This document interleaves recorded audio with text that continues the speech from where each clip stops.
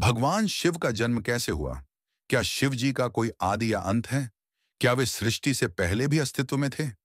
इस वीडियो में सुनिए भगवान शिव की एक रहस्यमयी और पौराणिक कथा, जहां शिव का प्राकट्य हुआ एक अग्निस्तंभ ज्योतिर्लिंग के रूप में। जानिए त्रिदेवों में शिव की भूमिका, ब्रह्मा विष्णु के बीच का विवाद और शिव के स्वयंभू स्वरूप का रहस्य।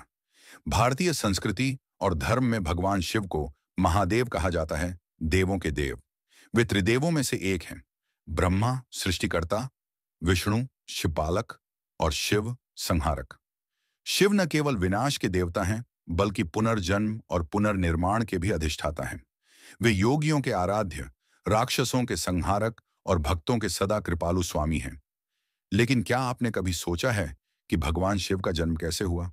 हालांकि शास्त्रों में शिव का कोई सामान्य जन्म वर्णन नहीं है, क्योंकि वे अजन्मा कहे जाते हैं, यानी जिनका कोई आदि या अंत नहीं। फिर भी पौराणिक कथाओं में एक ऐसी रहस्यमय और आकर्षक कहानी मिलती है जो बताती है कि शिव किस प्रकार अस्तित्व में आए। आइए इस कथा को विस्तार से समझें। बहुत समय पहले, जब न समय था, न दिशा, न आकाश, न पृथ्वी, न जीवन और न ही मृत्यु, केवल एक अनंत, मौन और अंधकार से भरी शून्यता थी। यह शून्यता स्वयं ब्रह्म था, अपरिमेय, अकल्पनीय और निराकार। इस ब्रह्म से ही एक चेतना उत्पन्न हुई। यह चेतना थी आदि शक्ति, जो सृजन की प्रेरणा बनी। आदि शक्ति ने इच्छा की, मैं एक से अनेक बनूं। इस इच्छा से ब्रह्मांड की रचना प्रारंभ हुई। एक समय ब्रह्मा और विष्णु में विवाद हुआ कि दोनों में कौन बड़ा है। ब्रह्मा ने कहा, मैं ही सृष्टि का निर्माता हूं, मैं सबसे श्रेष्ठ हूं। विष्णु बोले, मैं ही सृष्टि का पालन करता हूं, इसलिए मैं अधिक महत्वपूर्ण हूं। इस विवाद को निपटाने के लिए आकाश से एक तेजोमय अग्निस्तंभ ज्योतिर्लिंग प्रकट हुआ, जो न आदि था न अंत। ब्रह्मा और विष्णु ने यह रहस्यमय लिंग देखा और आश्चर्यचकित रह गए। ब्रह्मा ने कहा, मैं इसकी ऊंचाई जानने ऊपर जाऊंगा। विष्णु बोले, मैं इसकी गहराई जानने नीचे जाऊंगा। हजारों वर्षों तक ब्रह्मा ऊपर उड़ते रहे और विष्णु नीचे जाते रहे, लेकिन कोई भी उस स्तंभ का सिरा नहीं पा सका। अंततः विष्णु ने स्वीकार कर लिया कि वह उस स्तंभ का अंत नहीं पा सके।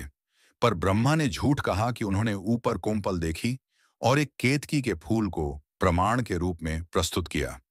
ज्योतिर्लिंग से तभी एक प्रचंड रूप में शिव प्रकट हुए। उनके नेत्रों से अग्नि निकल रही थी, शरीर राख से ढका था और मस्तक पर तीसरा नेत्र चमक रहा था। उन्होंने ब्रह्मा को झूठ बोलने के लिए श्राप दिया कि आगे उन्हें पूजा नहीं जाएगा, और केतकी के फूल को भी श्राप दिया कि वह फिर कभी शिव पूजा में प्रयोग नहीं होगा। इस प्रकार भगवान शिव को स्वयंभू माना जाता है, जिनकी उत्पत्ति किसी के द्वारा नहीं की गई, जो साक्षात ब्रह्म के अवतार हैं। वे रूप और अरूप दोनों हैं। वह न किसी विशेष समय में जन्मे, न किसी एक स्थान पर प्रकट हुए। उनका स्वरूप समय से परे है। वे कालों के भी काल महाकाल हैं। वेदों में उन्हें रुद्र कहा गया है, जो ब्रह्मांड की अनंत शक्तियों का प्रतिनिधित्व करते हैं। ऋग्वेद में 11 रुद्रों का उल्लेख है, जिनमें से एक मुख्य रुद्र शिव हैं। भगवान शिव की छवि अद्वितीय है। वे गंगा को अपने जटाजूट में धारण करते हैं, जो ज्ञान और जीवन का प्रतीक है। उनका तीसरा नेत्र चेतना और विवेक का प्रतीक है। वे नागों को आभूषण की तरह पहनते हैं। यह मृत्यु पर नियंत्रण का प्रतीक है। उनका वाहन नंदी है, जो धर्म और भक्ति का प्रतीक है।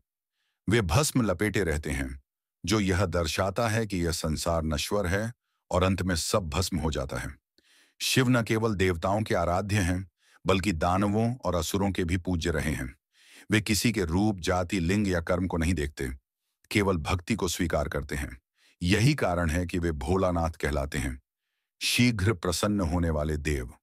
शिवरात्रि, विशेषतः महाशिवरात्रि, उनके अवतरण और तांडव की स्मृति में मनाई जाती है। भगवान शिव का जन्म पारंपरिक अर्थों में नहीं हुआ, क्योंकि वे स्वयं ब्रह्म हैं, आदि, अनंत और अजन्मा। उनका प्राकट्य एक प्रतीक है, यह दर्शाने के लिए कि जब अहंकार, अज्ञान और अंधकार का विस्तार होता है, तब चेतना, शक्ति और विवेक के रूप में शिव प्रकट होते हैं।